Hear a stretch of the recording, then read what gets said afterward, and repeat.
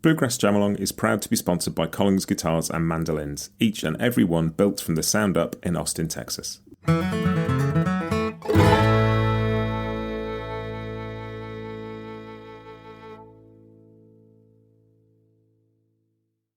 Hi, this is Matt, and you're listening to Bluegrass Jam Along, the podcast for anyone and everyone who loves bluegrass.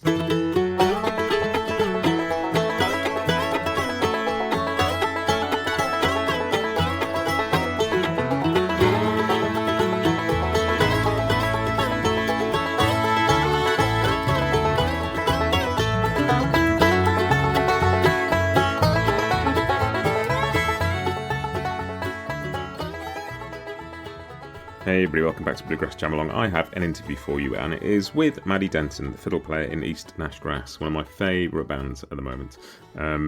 This was supposed to happen a few weeks ago, and it didn't. I'd been on holiday and got sick on holiday and ended up in hospital. And when I got home, I was supposed to be doing the interview and was still not feeling particularly well, so we postponed it. And then just sort of worked out it was probably worth doing it at IBMA because I would be there. East Nash Grass would be there as well, and so we did, which was great because I got to do it face to face, which is a rarity for me, and that is always fun. But even better than that, we did the interview on Friday in Chattanooga, and on the Thursday night, Maddie was announced as IBMA's Fiddle Player of the Year, so that was really cool. So we chat a bit about that, and about something she said in her acceptance speech that I thought was really cool.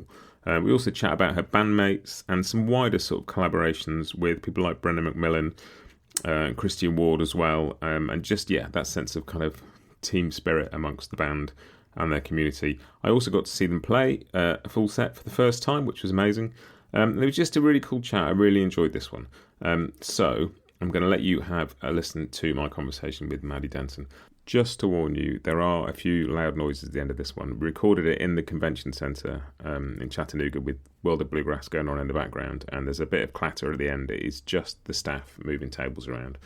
We are not being attacked in any way, but there's a particularly loud bang at the end, so that's all it is. Don't stress about that. If you want to support Bluegrass Jam Along, there are a couple of ways you can do it. You can subscribe through Apple Podcasts, very cheaply. You can also follow the support the show links in the show notes to buy me a coffee and donate there. Or if what you want to do is help but you don't want to spend any money, which is absolutely fine, just recommend an episode to people. If you've got friends who are fiddle players or fans of East Nash Grass or just fans of bluegrass, send them a link to the episode and let them have a listen as well. Great, here we go. Here's my interview with Maddie Denton.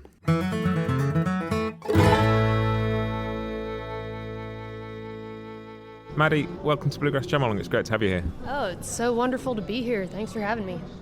And before we talk about anything else, congratulations on last night, IBMA Fiddle Player of the Year. Thank you so much. It's an extreme honor.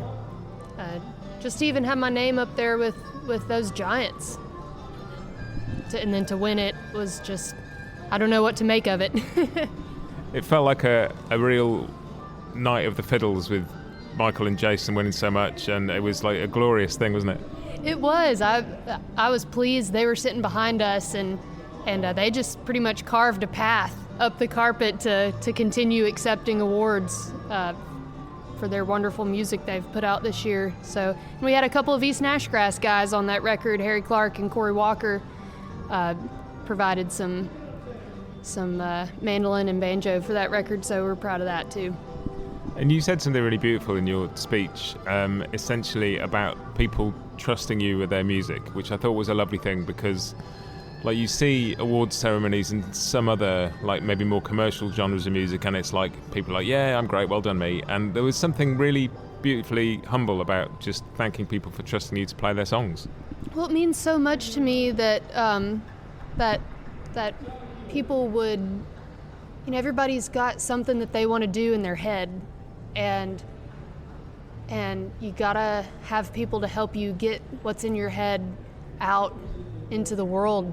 And people spend a lot of time writing songs and working through it in their heads. And it just means so much to me that anyone would trust me to help them get what's in their head out to the world. And this morning I sent a text to Theo McMillan, who was the first person in Nashville to call me, and he's a wonderful songwriter. He's got a record coming out of original music, But in 2018, he was the first person to call me and say, hey, I've got a bunch of original tunes, my sister and I, Brenna Macmillan, and we need to get them out, and we've got a show at the Station Inn, and we need a fiddle player. And he's like, I can send you this collection of tunes, and I listened to it, and it was a mountain of music, but I'd never heard anything like it before. And Theo and Brenna are just masterful songwriters. In fact, Brenna was nominated for Songwriter of the Year here at IBMA yesterday, and so that's when I really fell in love with trying to help people get their songs out of their heads and into the world. And so I just owe a massive thanks to Theo and Brenna Macmillan for being the first to trust me to help get their tunes out there. And there's something really beautiful about that. I talked to Brenna last year when I was at IBMA for a little roundup I did on the podcast, and just that sense of, she talked very much about a musical community, and the sense I get from like you guys as a band, but also like the surrounding kind of, and I've talked about this before, but it feels like it coalesces around D's a little bit, like the CBGBs of string band music in this day and age, and it feels like there's such a community of songwriters, musicians that play on each other's records, support each other, collaborate, Absolutely. Sometimes you call people that you know. Like I put out a record in 2021. That was a solo project, and it's pretty much just East Nash Grass in there playing with me, and I would like to go back into the studio some more, and I want to just call up East Nash Grass because that's who I play with all the time, and I love those guys, and I feel like we kind of know what we're all gonna do, and we're familiar with each other, and there's something beautiful about that. But also, there's so many wonderful musicians out there, and while it's fun to collaborate within what you got to branch out a little bit too, and especially living in Nashville, there's so many wonderful musicians, and everybody's playing on everybody's records, and there's collaboration happening all the time, and it's a really beautiful thing. And I'm so Brenna does like to talk about community, and we talk about that a lot, and it's such a warm, wonderful bluegrass community that we have, and I'm just so thankful to be part of it. And it's been a really cool journey that you've been on as a band the last couple of years. You sort of first came onto my radar, I guess, through social media, and just seeing bits people have posted and seeing bits from the residency at D's, and then like Last Chance to Win, and now the new record. There's a real, not only like development as a band, and one of the things I find fascinating is you have this amazing sound that you make together, but also you have 4 individual singers delivering like beautiful vocals, and often when a band does that, it can feel quite disparate. Like, here I'm going to sing my song, they're going to sing their song, and there's none of that at all. It's such a whole unit, and it's been interesting from the outside watching that develop. How's it kind of felt for you guys as a journey? Oh man, everybody in East Nash Grass has, there's just a baseline of wonderful musicianship in that band that's inspiring. Just on a baseline level, everybody's really talented at what they do. But then everybody brings in something additional that is very unique to them, and they're like the best at that thing. And that's just so inspiring for me to be part of, because I've played team sports my whole life, and I played golf in college, which became a team sport. It's kind of an individual sport, but we turned it into a team sport. And so I've been part of teams my whole life, and learning your role and bringing something and working hard and trying to collaborate and work hard together to achieve something. There's something just so beautiful in that. And James is such, he's so in tune with with the business side of things. I mean, we wouldn't be here without James Key. Just kind of having so much knowledge and experience with business, and we got a new van. Well, it's new to us. van and trailer that he knew exactly what we needed to get, and it's worked beautifully. Jeff Parton, our bass player, is he knows so much about audio and sound recording, and he's a studio engineer. So if anybody's wanting to make a record out there, holler at Jeff Parton. He's got a wonderful studio in Georgia, and he's a great producer, and he knows a lot about live sound. So that's just been irreplaceable, what Jeff Parton has brought to the band. Harry Clark he's so creative, endlessly creative, and he's paying attention to culture, and he's just in tune with what's going on, and we gotta have that. I mean, that's just a huge part of our sound is listening to Harry and what he brings from music, but beyond music. And Corey, oh my goodness. I mean, phenomenal banjo player, Corey Walker, but also just a true student of music. And if I ever have a question about music theory or the math behind what's going on, or like, hey, Corey, what are you practicing these days? Or like, what's going on in your head right now? And like helping me think about music, it's that guy. Corey's just a wealth of understanding music. So everybody brings their own very unique perspective that no one else has, and everybody's a team player, and we've got a goal, and we're figuring out how to do this together, and we've all been buddies. I mean, I'm an only child, and so I got a bunch of brothers now, and they're wonderful, wonderful folks, and I'm so proud of East Nash Grass. We've been working really hard, and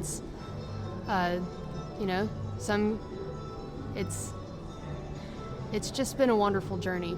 And also I gotta give a shout out to Gavin Largent, who played dobro with us for a long time, and just what a master of color that guy is. And dobro and fiddle kind of have a similar role within a band setting. We're the color providing instruments. We are part of the rhythm section, but we provide color. And when I first started playing with Gavin, every time I've played music with Gavin Largent, he's taught me something that I didn't know before, and he helped me become a better listener, and he's a masterful musician that I'm just so honored that I had the chance to play with.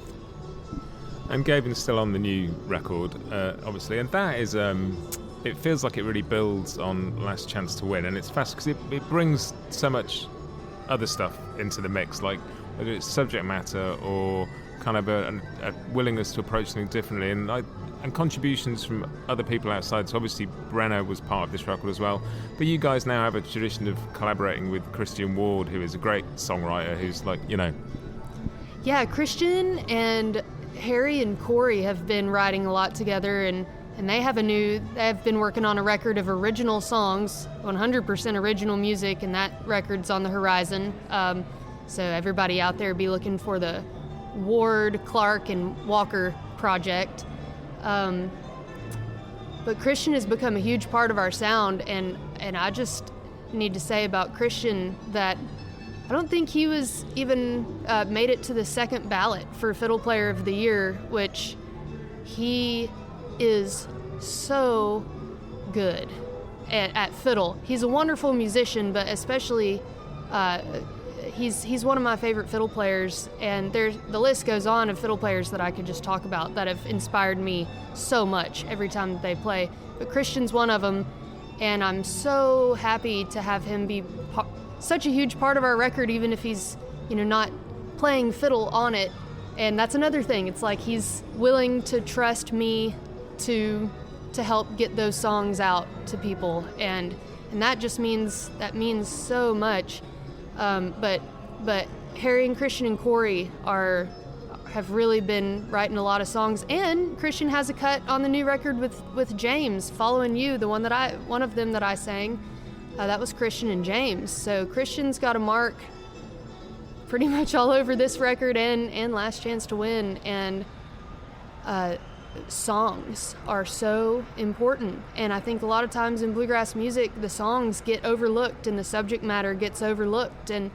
And we can get ourselves in a rut of singing about the same stuff. And that's wonderful to sing about the stuff that bluegrass musicians have sung about, because it's powerful. I mean, it's talking about folks that have gone on before you and missing them, and you know, there's so much pain and soul in this music, and so we don't ever want to get away from that. But also, it's nice to have these songwriters who are thinking of new ideas and trying to expand, and that's what East Nash Grass is about for me, is just expanding and evolving and seeing what the heck we can do next.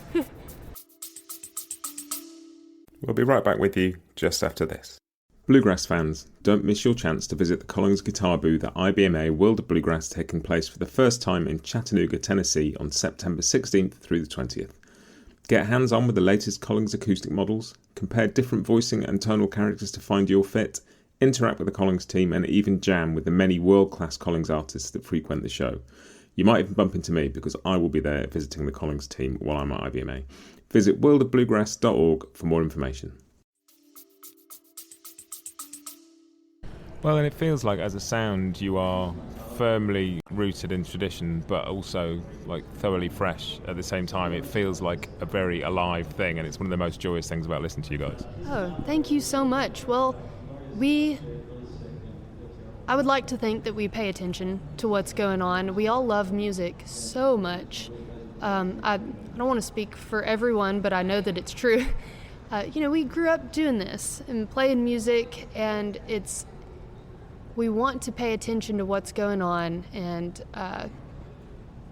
it just means the world to us to get to do this. And we've traveled all over together with East Nash Grass now, and we've been to Ireland and Switzerland and France all in 2024, when we were getting inspired for All God's Children record, and we were doing all this world traveling, and for me, I had never been out of the United States before until February of 24 when we went to Ireland, and so to get to do that with the band and to go play the pubs in Ireland and meet folks of where our music came from, the folks in Ireland, I mean, as a fiddle player especially, it's so evident that what we do is absolutely directly from what they have been doing for way longer than us.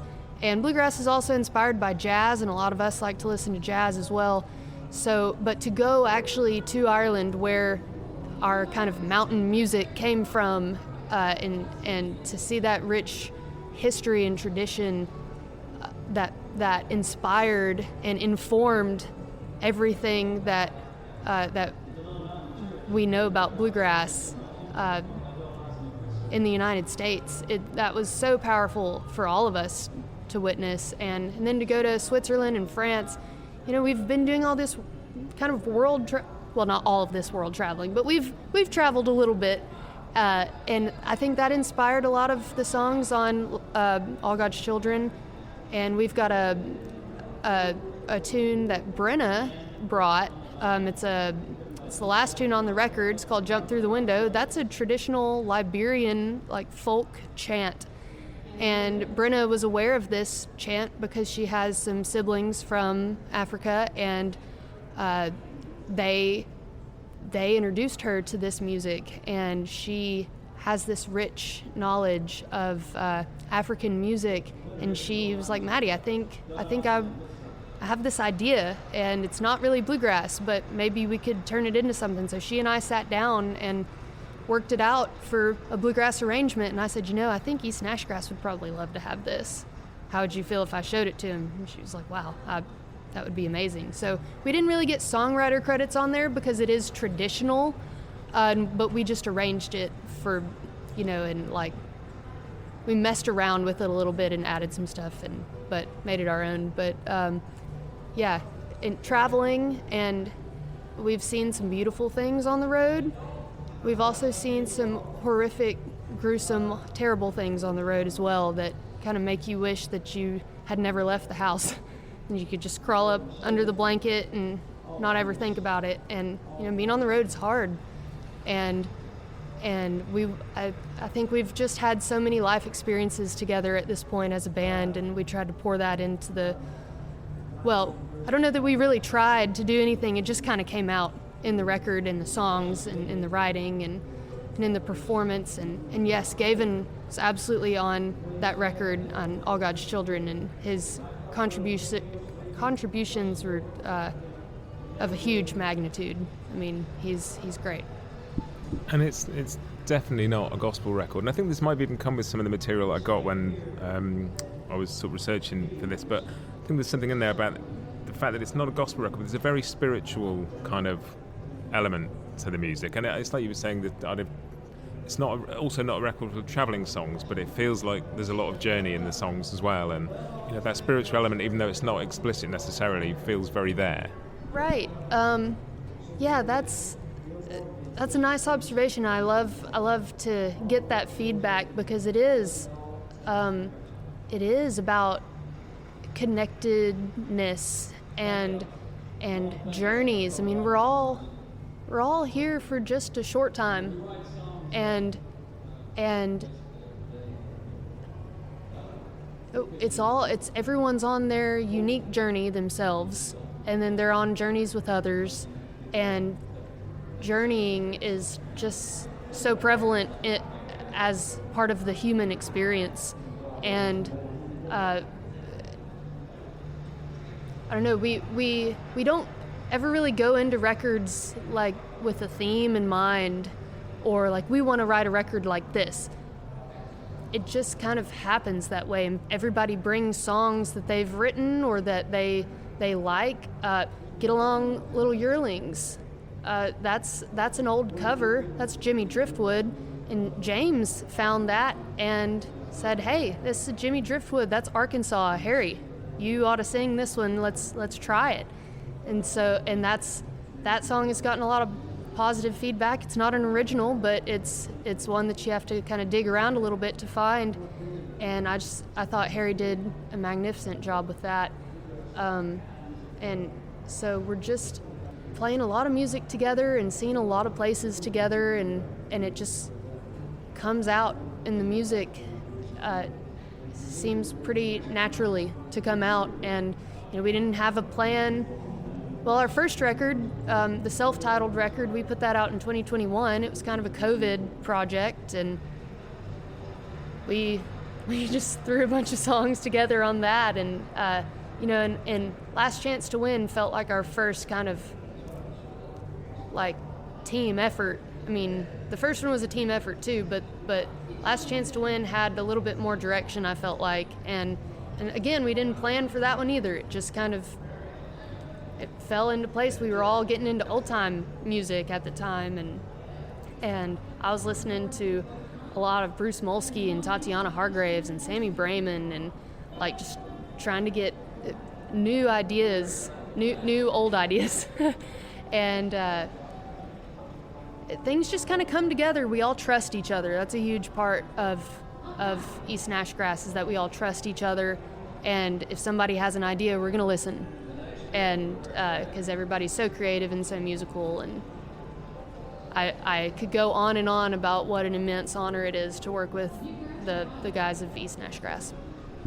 And it's funny, isn't it? Bluegrass is a form of music that grew out of old time and was dancing music and social music, and became like music for the radio and the record and the concert hall, but it needs to get your feet moving. And the first time I heard Last Chance to Win, and that it makes you want to move. It's hard to sit still and listen to that kind of music. So that old time impulse definitely comes through when you listen to it. Oh yeah, that's Railroadin' and Gamblin' is our number one song on Spotify, and that's Uncle Dave Macon tune, and we've had some feedback from maybe the more traditional community of bluegrass of like, I heard that and then I changed it to something else. And it's like, okay, well, that's fine. We do other stuff too, but we're making music that we like and that it inspires us, and we hope other people enjoy it too. That's the idea. But I hope that East Nash Grass always makes the music that we like and that excites us and that gets us moving on stage. I mean, I've been trying to work on not tapping my foot on stage, and not because I'm trying to keep time. I just can't help it. But it can be distracting to other people to tap my foot, so I'm trying to work on that. But I have trouble sitting still on stage. I've always had trouble sitting still. I played when I was young. I was in the Murfreesboro Youth Orchestra in Tennessee, where I grew up. Well, we're still in Tennessee, but and the conductor, I'll never forget, she stopped the entire orchestra, and I was buried back there in the second violins. It didn't even matter, I thought, but I was stomping my foot, and I was getting real into it because it was, it's classical music, but it's music. Good music is good music, and that's something that I've heard the jazz cats say. It's like, that's so powerful, but she sure did stop the whole orchestra, the horn section, everybody, the percussions, to say, Maddie, you have to sit still. And I was like, I don't know about this. But yeah, getting your feet moving, that's what it's all about. And especially this day and age with all the social media and streaming apps and platforms where you can just sit and rot on the couch and it just plays the next episode and you don't even have to lift a finger for the next episode to come on. We have to get people out seeing live music. And the only way that that's going to happen is if they want to dance and it's fun for them, and it's more fun than whatever dopamine release is happening when you're scrolling Instagram, which I'm absolutely guilty of.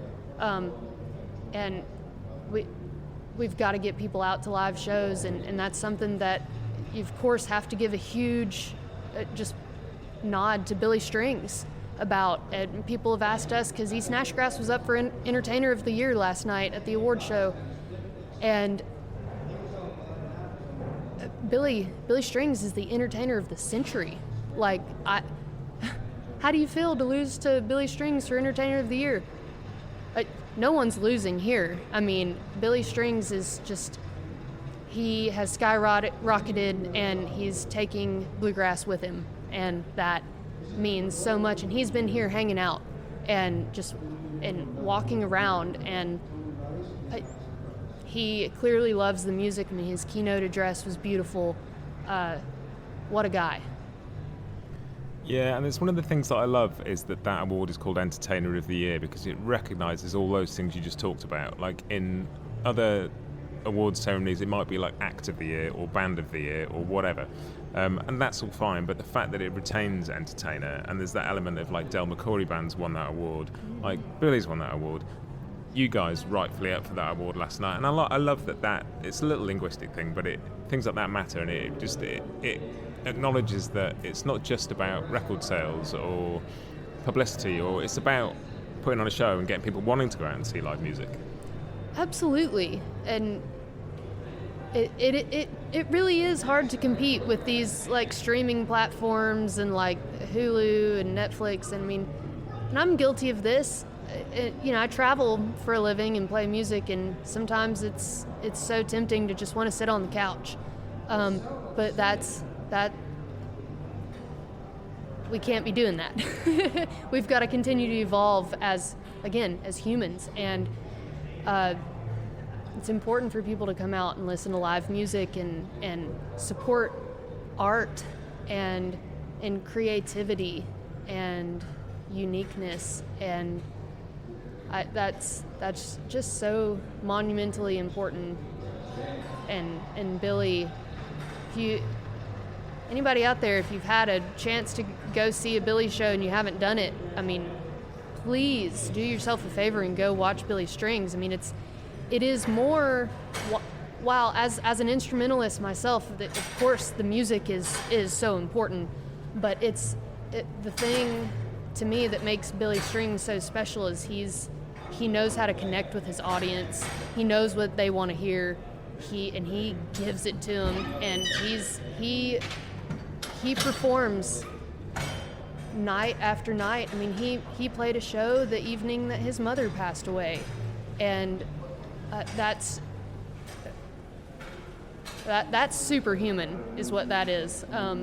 And he's such an entertainer, and everybody that was nominated for Entertainer of the Year. Of course, we're all huge Del McCurry fans, and Alison Krauss was so monumental in my life, and of course I played fiddle for Dan Tyminski for a little while, so that's the whole kind of connection there. I would have been proud to lose to anybody in that category. Appalachian Roadshow, Jim Van Cleve is such an inspirational fiddle player. So yeah, and everybody is just, man, I'm so proud of everyone. Everyone is really doing a great job, and everybody's working so hard, and this industry is full of wonderful people. And I'm just, seeing everybody at the award show last night. It's a beautiful thing to just come together. And Heather Barry Mabe said a beautiful thing in her acceptance speech for Red Camel Collective New Artist of the Year. I mean, we're all here because we love music, because we love bluegrass music specifically, but I think a lot of us love just music, and it's, I've been coming to IBMA for a long time. I started out as a contest style fiddle player, so I went to a lot of fiddle contests. I didn't do much bluegrass festivals until college, really.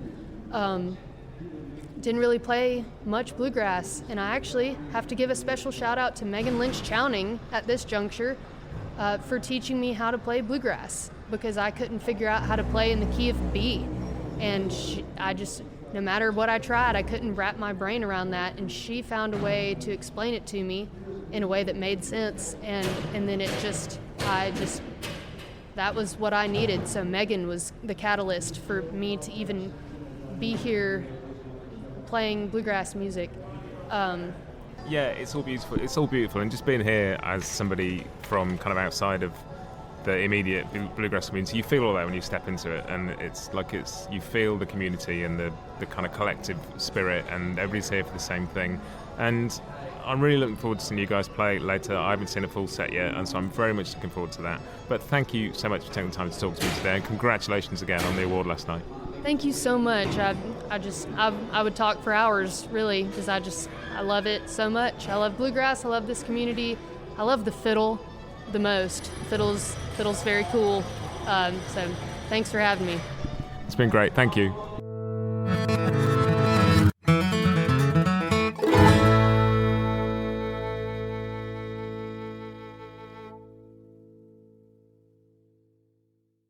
Bluegrass Jam Along is proud to be sponsored by Collins Guitars and Mandolins, each and every one built from the sound up in Austin, Texas.